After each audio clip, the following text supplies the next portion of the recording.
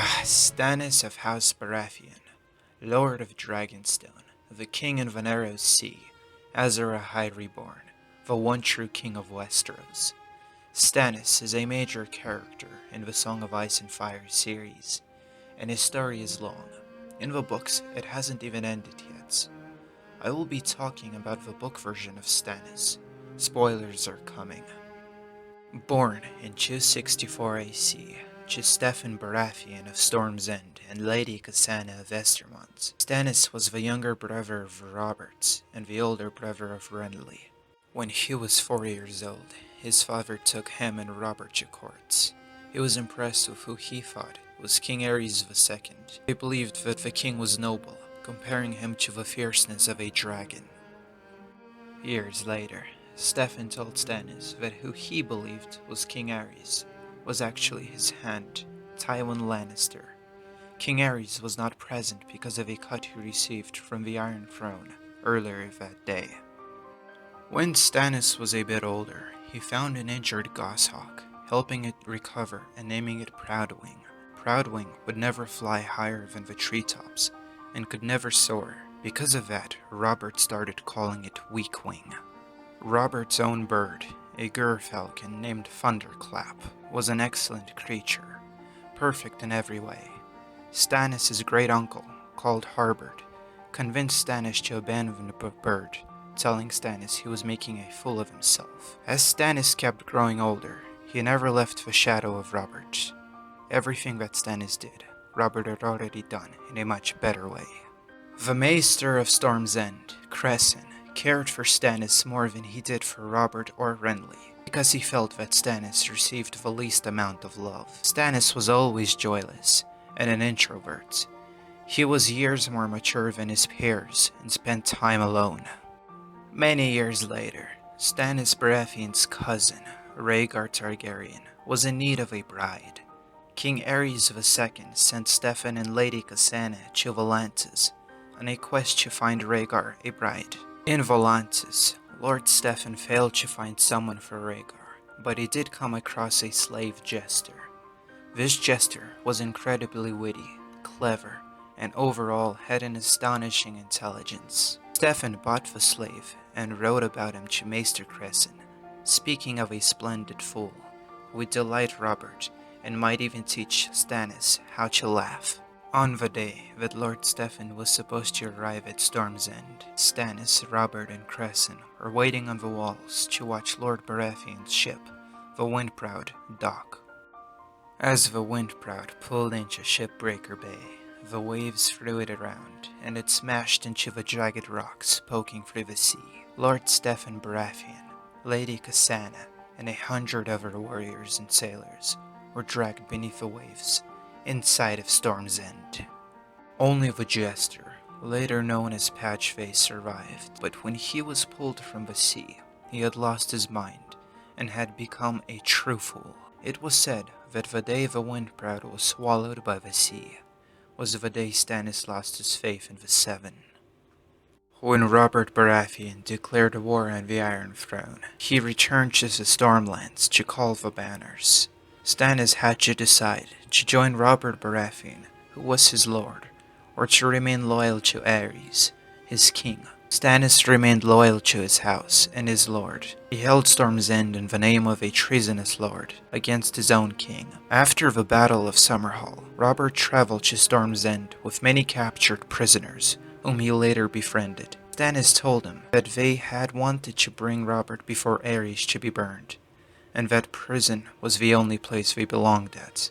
Shortly after Robert left Storm's End, Lord Maester Atale of the Reach and Lord Paxter Redwine of the Arbor besieged Storm's End with a massive army. The siege was long, lasting nearly a year. The garrison of Storm's End had run out of food, and the Lords of the Reach were close to victory. In the darkness of a night, a lone ship, captained by Davos, slipped past the siege lines and saved the garrison of Storm's End with a hold full of onions and salt fish. This extra supply of food lasted long enough for Lord Eddard Stark and his fierce northern host to arrive at Storm's End and lift the siege. Davos was knighted by Stannis, who chose the name Seaworth for his newly created house. Stannis used a cleaver to remove every finger on his left hand as payment for his crimes. When King's Landing was sacked and Tyrell surrendered, King Robert Baratheon, first of his name, ordered his brother to build a new fleet. This fleet would be used to conquer the last Targaryen stronghold at Dragonstone. A great storm destroyed the Targaryen fleet at Dragonstone, and Queen Rhaella Targaryen died in labor. Before the Baratheon fleet landed, Viserys and Daenerys, accompanied by Targaryen loyalists, were smuggled from the castle. Robert blamed Stannis for letting the Targaryen heirs to escape, even thought they did so before Stannis could even get to the castle. When Robert named Renly Lord of Storm's End, Stannis was very displeased, especially because Renly, who had been given Storm's End, was only a child. Stannis went on believing that it was an intentional move by Robert, a belief that Cersei Lannister later agreed with. Maester's notes. The island of Dragonstone was traditionally given to the heir of the Iron Throne, and the holder had the title of Prince of Dragonstone. When Stannis received it, he was Robert's heir, so it may actually have been quite fitting. Robert was now the head of House Baratheon of King's Landing. Renly was the head of House Baratheon of Storm's End, and Stannis was the head of the House Baratheon of Dragonstone. Another side note, this kind of branching can lead to entirely new houses being formed in the future, like how the Starks of Karlshold became the Karstarks, while the Starks of Winterfell retained the original name.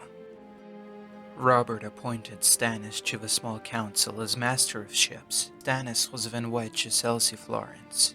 On the same night, Robert and Cersei's cousin conceived Edric Storm in Stannis Baratheon's own bed. Unlike Gendry, Edric was acknowledged and given the name Storm. Stannis was angered and saw Edric as an insult to House Florence, and so sent Edric Storm to live with Renly at Storm's End. In the year 289 AC, Balon Greyjoy was declared King of the Iron Islands, and no longer recognized the Iron Throne. Stannis Baratheon commanded the royal fleet and sailed west. Lord Paxter Redwine joined the Arbor's fleet with Stannis's, and they sailed to the Straits of Fair Island. There they defeated Victarion Greyjoy and the Iron Fleets. This victory by Stannis allowed Robert Baratheon and his army to invade the Iron Islands. Robert Baratheon, Eddard Stark, Tywin Lannister, and Barristan Selmy, and many others like Pharos of Myr and Gregor Clegane crossed because of Stannis' victory, and Stannis later went on to conquer the island of Great Wick. After the rebellion, Stannis led the fleet to Sisterton, between the North and the Vale, to end smuggling of the Three Sisters. As Stannis was in King's Landing for 10 years while he served on the small council, Sir Axel Florent was named Castellan of Dragonstone.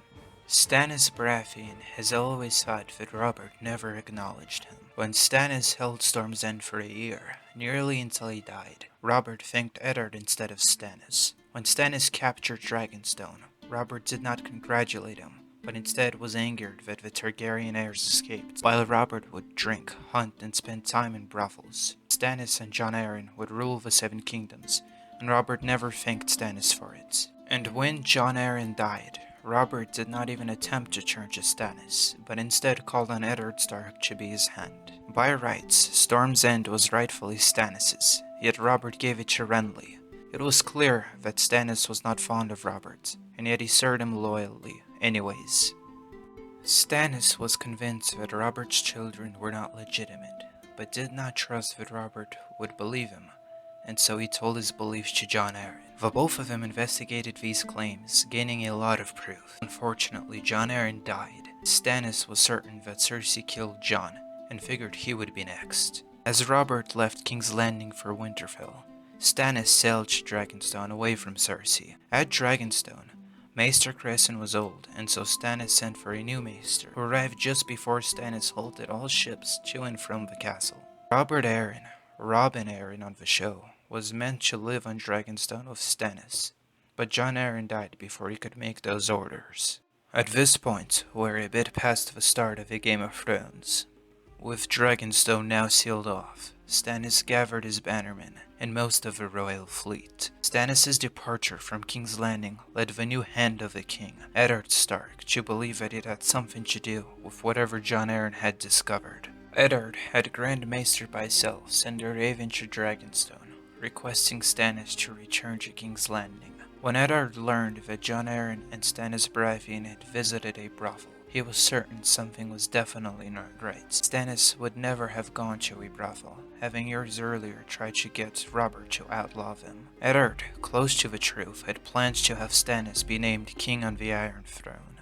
But Cersei had caught on, and through a series of events, King Joffrey Baratheon had Eddard Stark executed. Stannis had amassed a grand fleet made up of Westerosi ships, Lysenian mirror shell sails, and had gained the sword of Salladhor Saan, a Lyseni pirate known as the Prince of a Narrow Sea.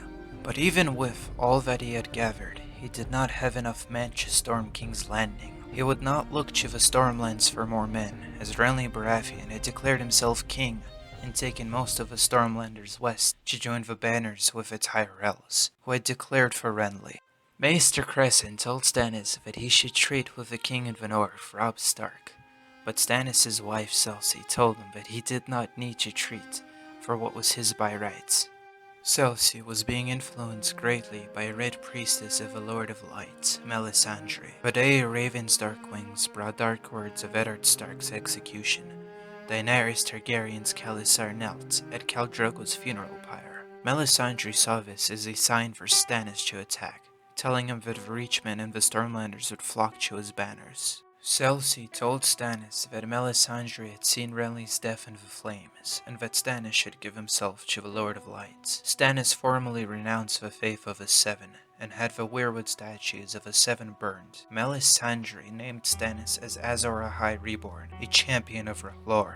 Stannis Baratheon pulled a flaming sword from the fires, symbolizing Lightbringer reforged. This embracing of the Lord of Light split Stannis' army into two factions: the Queen's men, who allowed the Lord of Lights, and the King's men, who followed the faith of the Seven. Stannis had a letter sent to every known lord in the Seven Kingdoms, declaring himself as the rightful king in the Iron Throne, and naming Sir Jaime Lannister as the father of Cersei's children. Instead of sailing to King's Landing, Stannis had his fleet sail south to Storm's End, which he besieged. Near Storm's End, Stannis, Davos, and Melisandre met face-to-face with Renly, Brienne, Loras, and Catelyn Stark. Stannis offered to name Renly his heir if he dipped his banners, and Renly refused. Of all the things discussed, they only agreed on a single thing: their armies would meet at dawn. On the same night, Melisandre created a shadow with the face of Stannis, which traveled into Renly's war tent and murdered him. Most of Renly's army flocked to Stannis' banner and pledged their swords to him. At Storm's End, its castellan by the name of Courtney Penrose refused to surrender the castle, and Edric Storm even thought Davos urged Stannis to move on King's Landing. Stannis had Davos bring Melisandre beneath Storm's End, where another shadow was made, which killed Sir Courtney. The Battle of the Blackwater deserves a video of its own, so I will not go into too much detail here. Stannis Baratheon's fleet endured Tyrion Lannister's Great Chain, a huge wildfire explosion. Yet even after these setbacks, Baratheon soldiers managed to land and storm the walls, and victory was near. But Tywin Lannister's army arrived at the last moment, supported by the Tyrells, and caused chaos among Stannis' men. Garland Tyrell had put on the armor of Renly Baratheon, and many of the Baratheon men thought that Renly had somehow returned. Stannis and many Florent loyalists managed to escape the battle when the Bastard of Night Song led thousands of men in a counter-assault. However, many Baratheon men were left behind, and the battle raged on even after Stannis had fled. Now back on Dragonstone, Stannis Baratheon had his hand of a king, Lord Alliser Florent, imprisoned for attempting to give the Lannisters Shireen as a hostage. When Sir Davos Seaworth made it back, he too was imprisoned by Sir Axel, as Melisandre saw that he had plans to kill her. Lord Ardrian Celtigar had submitted to King Joffrey, and Stannis planned to punish him for that by putting Claw Island to the sword. Stannis had Davos brought from his cell to hear the plan, and Davos called it an evil one, telling that the small folk were not traitors for Lord Ardrian's actions. Because Davos was one of the few men who had the courage to tell Stannis the truth, Stannis had him named Lord Davos Seaworth of Rainwood, Admiral of the Narrow Sea, and Hand of the King. Afterwards, Stannis had Edric Storm leeched by Melisandre, and threw the leeches into a fire. one for King Joffrey Baratheon, one for King Balon Greyjoy, and one for King Robb Stark. Melisandre's magic seemed to work once more. She then urged Stannis to have Edric Storm sacrificed in order to raise stone dragons on Dragonstone, but Stannis was not convinced. Stannis was planning to go ahead with sacrificing Edric if Joffrey died, and once again, news arrived that the King on the Iron Throne was no more. Davos worked quickly, smuggling Edric Storm out of Dragonstone to Lord Andrew Estermont, and urged Stannis to take his army north to help defend the wall. Stannis took his remaining fleet and army and sailed north to Eastwatch by the sea, and he left Shireen Baratheon before marching west along the wall. His army came just in time, smashing King Mance Rayder's wildling horde at the Battle of Castle Black. Stannis made his new operations room at the King's Tower of Castle Black, negotiating with the remaining wildlings, and offering to legitimize Jon Snow as the Lord of Winterfell. Jon did not take the offer, and was elected as Lord Commander of the Night's Watch. Stannis continued to seek supporters in the north. He sent ravens to all the northern houses, asking them to raise their banners in his name. Of all the houses in the north, only the Karstarks accepted his call, and Arnulf Karstark, Castellan of Carhold, declared Stannis as the rightful king of Westeros. At this point, the High Septon had declared Stannis a demon worshipper, claiming that his kind had no place in Westeros. Stannis sent Lord Davos Seaworth south to White Harbor to treat with the Manderleys. Later, he received a letter from Mors Umber, which gave him the support of some of the Umbers. In the courtyard of Castle Black, Mance Rayder, the king beyond the wall, is burned at the stake for deserting the Night's Watch, and the remaining wildlings were given a choice, to bend the knee to Stannis, or to go back beyond the wall. Most of the free folk, knowing the real threat of the others, bent the knee, and only a tenth of them refused. What Stannis did not know, however, was that Mance Rayder was actually Rattleshirt, who had a type of magic done to him called glamoring, which made him look like Mance Rayder. The real Mance Rayder was nowhere to be found. Arnulf Karstark sent Stannis ravens about a plan to join his army with the Karstarks on march to the Dreadfort, which had now replaced Winterfell as the new seat of the Warden of the North, Roose Bolton. Stannis agreed with the plan and wrote to the Karstarks that they would march on the Dreadfort when Ramsay Bolton went south to retake Moat Cailin from the Ironborn. Lord Commander Jon Snow learned that Arnulf Karstark was secretly working with the Boltons and was trying to lure Stannis into a trap. Jon convinced Stannis not to follow Arnulf's plan, knowing that the Dreadfort was incredibly strong even with a small garrison. Instead of traveling south to the Dreadfort, Stannis took his forces west to take Deepwood Motte from the Ironborn that held it. Jon advised Stannis to travel along the mountains north of Winterfell, and when Stannis did, he won the support of many mountain clans who were loyal to Eddard Stark. The chiefs, like Old Torgon Flint and Hugo Big Bucket Wool, provided Stannis with 3,000 men, and Stannis was able to retake Deepwood Motte, capturing Asha Greyjoy, another Ironborn. This victory earned Stannis the support of the Glovers and Mormonts, survivors from the Battle of Winterfell, who had been hiding in the Wolfswood, also joined the Baratheon banners. Jon Snow continued to learn about Arnulf Karstark's planned treachery from his niece Alyce Karstark, and Jon sent many ravens to warn Stannis. Jon received a pink letter from Ramsay Bolton detailing a 7-day-long battle in which King Stannis was killed. In the Winds of Winter, Stannis Baratheon met a Braavosi banker named Tycho Nestoris, who signed a contract. The banker was then sent to the wall to avoid being killed in the battle for Winterfell. Stannis had Arnulf Karstark, his son Arthur Karstark, and 3 grandsons arrested, and planned to have their deaths be by beheading or by fire, depending on how quickly they confessed. The execution of Theon Greyjoy was also planned to gain more northern allies as justice for Theon's murder of who everyone assumed were Bran and Rickon Stark. The front lines were prepared, and the Baratheon army was ready to battle Roose Bolton's vanguard, led by Sir Hoston Frey. Sir Justin Massey was sent to the wall, escorting who he believed was Arya Stark, to be reunited with Jon Snow as a reward for warning him of a Karstark betrayal. After delivering the fake Arya Stark to the wall, Justin was ordered to accompany Tycho Nestaris to Bravos in order to hire over 20,000 sellswords from the Free Cities. As a final order, Stannis tasked Sir Justin Massey with using the sellsword army to win the Iron Throne for Serene Baratheon, should Stannis die in the battle for Winterfell. I hope you enjoyed this video. It took me many hours to make, and I hope it was interesting. If you liked this video, subscribe to the channel and hit the notifications button in order to be notified when I upload more videos. Thank you for watching, and I hope to see all of you next time.